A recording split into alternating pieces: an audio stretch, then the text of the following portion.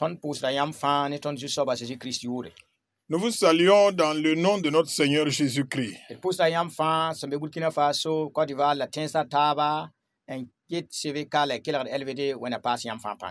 Vous qui nous suivez au Burkina Faso, en Côte d'Ivoire ou dans d'autres pays, nous prions que Dieu vous bénisse.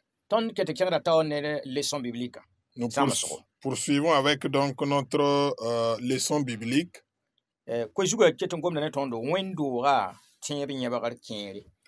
nous parlons toujours de quelques doctrines de l'Église. Aujourd'hui, nous allons voir un sujet intitulé « Le Saint-Esprit représente Christ dans l'Église ». Le verset à retenir se trouve dans Jean 14, verset 16.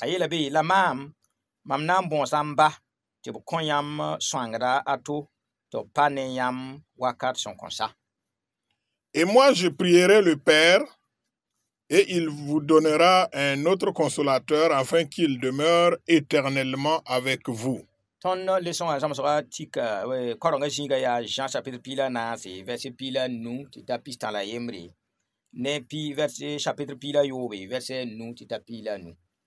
Et la lecture biblique de base, c'est Jean 14, verset 15 à 31 et Jean 16, verset 5 à 15. Et pour ce temps-ci, nous aurons 2 points à développer dans cette leçon. Le premier point, la mission du Saint-Esprit. Et le deuxième point, qui représente Jésus dans votre Église.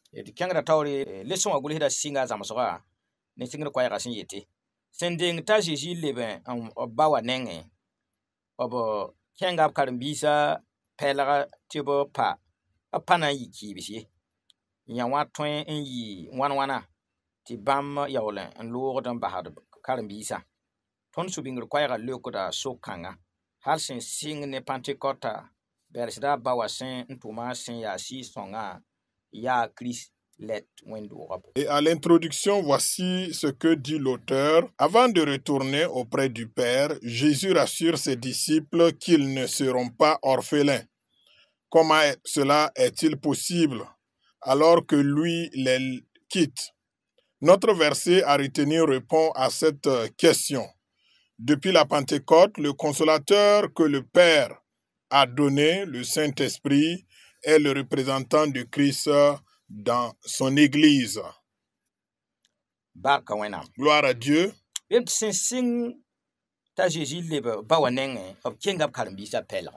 Jésus a rassuré donc ses disciples avant de retourner auprès du Père. En leur disant, vous ne serez pas orphelins.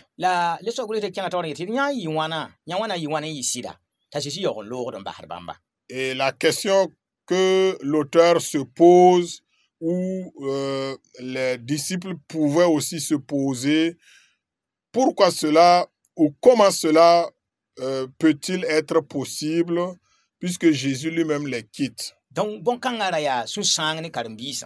Cela était en tout cas une tristesse pour les disciples.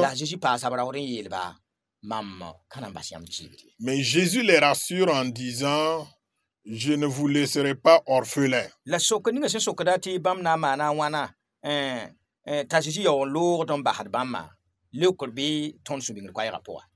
Et la question, comment cela est-il possible puisque Jésus les quitte?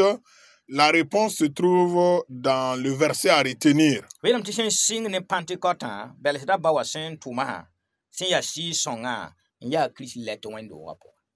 Depuis la Pentecôte, le consolateur que le Père a donné, c'est-à-dire le Saint-Esprit, est le représentant de Christ dans son Église.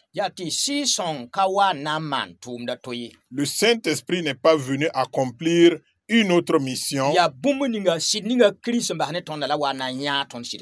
mais il s'agit de nous conduire dans la vérité à laquelle Christ nous a laissés. Donc, il est venu donc poursuivre ou continuer l'œuvre que Christ a commencée. Ti le son agule da keng pipi no ken ran yelia. Si son toum di si son wa toum da ya bon ton na ya bon kang. Et l'auteur donc va commencer cette étude au premier point en parlant donc de la mission du Saint-Esprit. Ayela men si son toum da ya ti jin tenda pourra. Jean pila na se pila yo ti tapi ne pila yo poi. Awa me ti zamase labo tenda a Jésus goma. Jean pila na se pisi la yo ti tay sida pourra.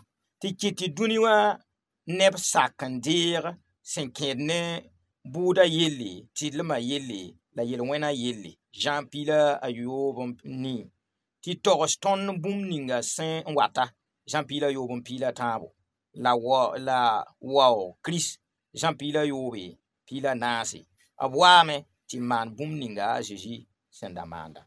Alors nous lisons le premier point, la mission du Saint-Esprit.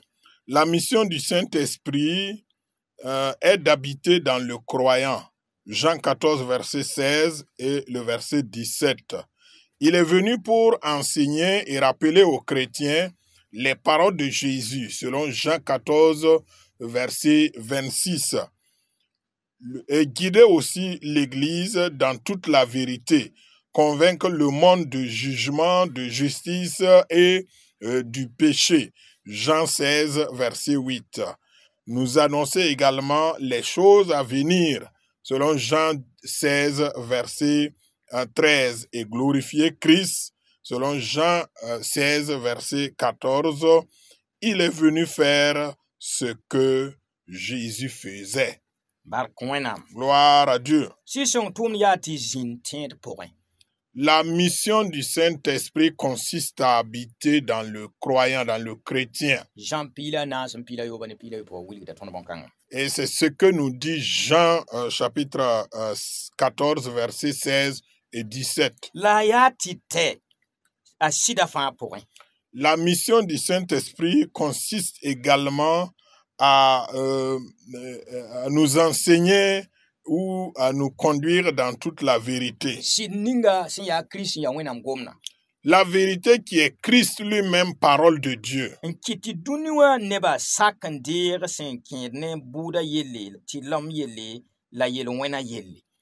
Et convaincre également le monde entier en ce qui concerne la justice, le jugement et le péché. Jean chapitre 16, verset 8.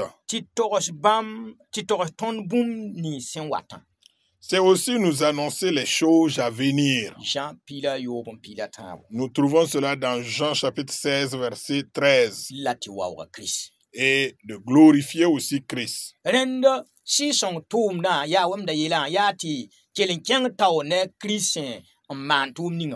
Donc, la mission du Saint-Esprit consiste à continuer dans l'œuvre accomplie par Christ.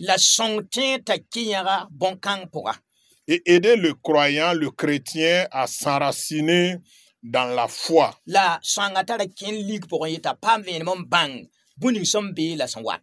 Aider aussi également le chrétien à ne pas être dans les ténèbres, mais à prendre connaissance des choses à venir, des choses présentes.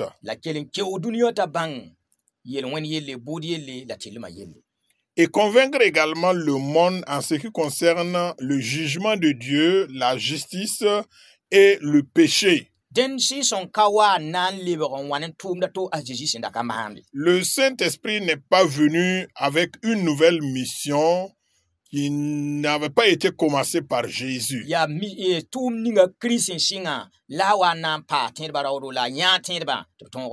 Il s'agit là donc de la mission de Christ que le Saint-Esprit vient accomplir en aidant, en accompagnant les chrétiens à pouvoir donc vivre cela.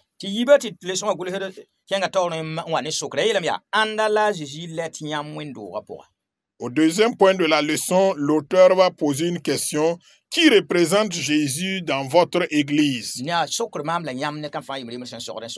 Une question que chacun peut se poser. On nous a décrit dans le premier point la mission du Saint-Esprit. Qui remplace Jésus dans ton cœur? Donc c'est le deuxième point que nous commençons.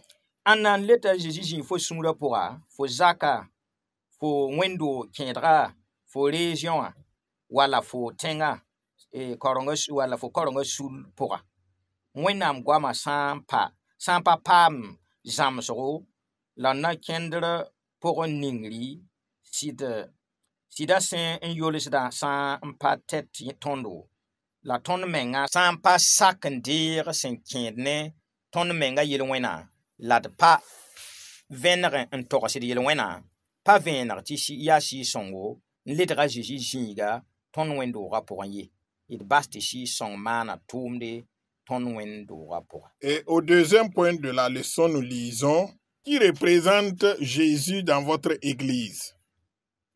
Qui représente Jésus dans ton cœur, notre famille, notre église locale, régionale, nationale, ta dénomination?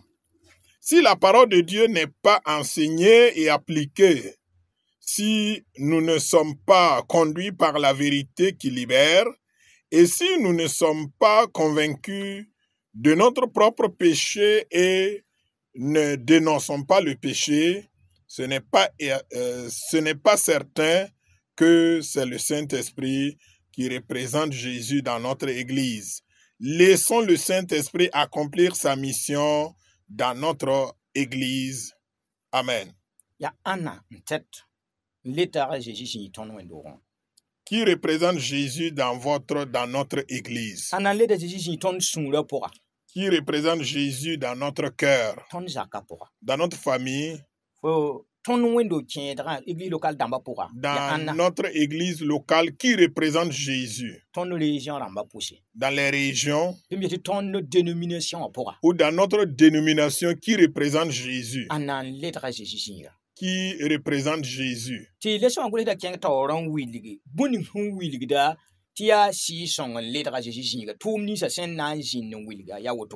après donc ces questions, l'auteur va continuer à nous décrire maintenant les actions qui prouvent que nous sommes conduits ou que le Saint-Esprit représente Jésus dans notre église.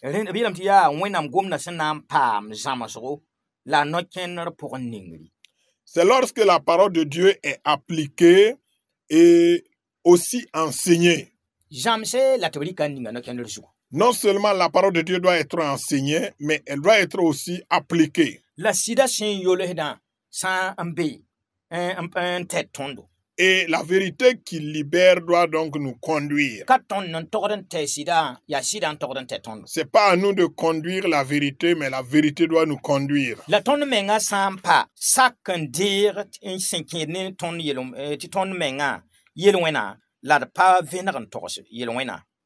Et si nous n'acceptons pas, c'est-à-dire nous ne dénonçons pas le péché et n'acceptons pas que nous sommes pécheurs, cela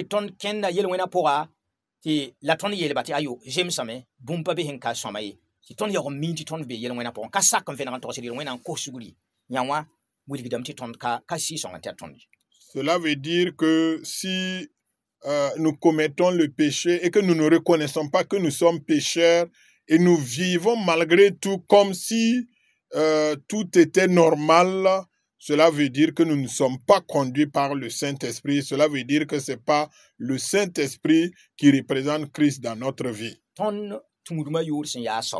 Quel que soit le nom de notre dénomination, quel que soit le nom de notre église, quel que soit le nombre d'années de conversion, laissons-nous conduire par le Saint-Esprit. Que le Saint-Esprit conduit donc notre cœur, notre famille, notre église locale, notre dénomination. Est-ce que je suis capable, en mesure de répondre donc ces questions posées?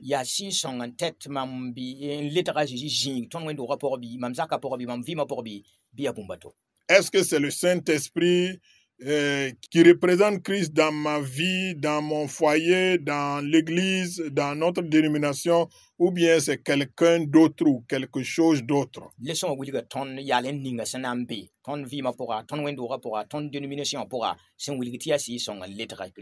La leçon du jour nous a décrit un certain nombre de comportements qui prouvent que c'est le Saint-Esprit qui représente Christ dans notre vie, notre famille, notre église locale, notre dénomination, ou le cas contraire.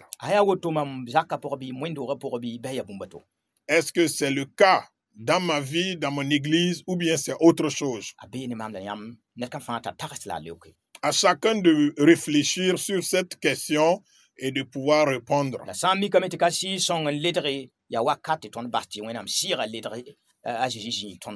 Et s'il se trouve que ce n'est pas le Saint-Esprit qui représente Christ dans notre vie, alors c'est le temps pour nous de donner l'occasion au Saint-Esprit de manifester sa présence en nous. À la fin de la leçon, nous avons deux questions. La première question, citez les différents aspects de la mission du Saint-Esprit.